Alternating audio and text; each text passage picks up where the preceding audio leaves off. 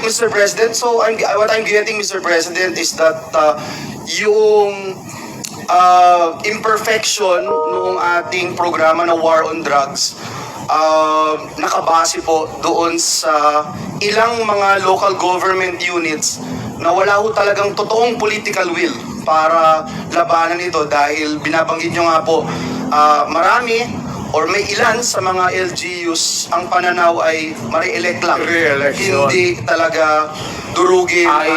Ayaw magkaroon ng problema sa re-election niya. Yung iba naman, takot. Lalo na sa probinsya. Lalo na yung nagninegosyo ng droga, may mga baril, tapos may tao. Mr. Chair, with the permission of Senator Villanueva, quick interjection. Yes, Senator Ontiveros is recognized. Salamat kayo, Mr. Chair. Salamat, Senator Villanueva. Just to make of record na sinabi ng dating presidente na yung mga mayor na suspected na involved sa drugs dapat patayin. That is not an acceptable statement ng isang naging presidente tungkol sa mga naging kasama niyang nagtatrabaho sa gobyerno ng mga mayors.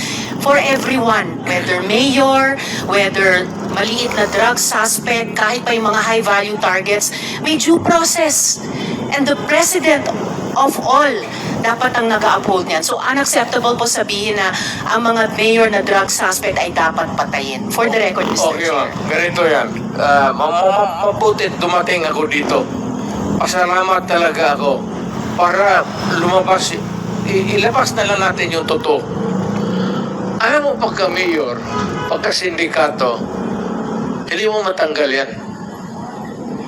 Hindi mo basta-basta matanggal yan. And they are there, so many stories about, hindi na ako kailangan magbigay ng example sa inyo. Dito sa Maynila, mga mayors, pera. It's always money, money, money, money.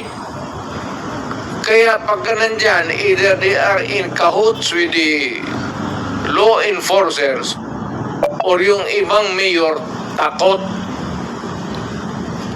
Yung sa probinsya, kung magka-mayor ka, kaya kapag kayo may nakikinig ngayon, huwag kayo magpili ng mayor na pitsugin.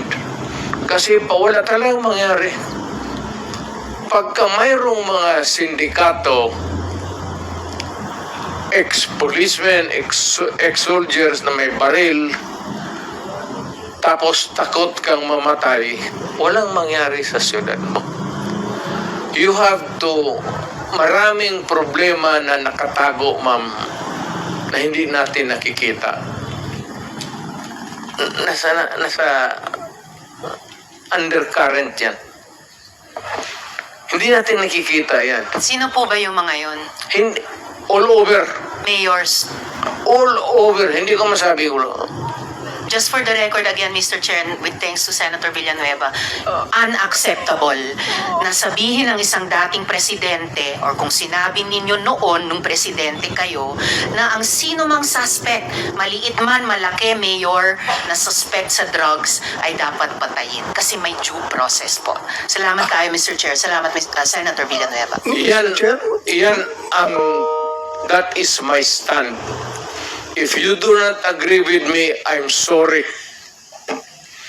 But I'm dealing with a serious problem of my country. Hindi mo madala sa pakiusap yan. Sabihin mo, putang ina, huminto ka pag hindi. Tutudasin kita. Yun ang, lalo na pulis. Putang ina itong mga pulis. Pagka pumasok yung pulis sa droga, hindi mo sabi, hoy, pulis, huminto ka. Puntahan mo yung pulis, sabihin mo, mga pulis, kung mga tao na harapin ko na, dito, total, let us be, labas na lang natin yung, pati yung, putang ina, magtrabaho tayong lahat. Ito ang gusto ko. Pati kayo mga pulis, putang ina, papatayin ko kayo, let's say. Huwag ninyo akong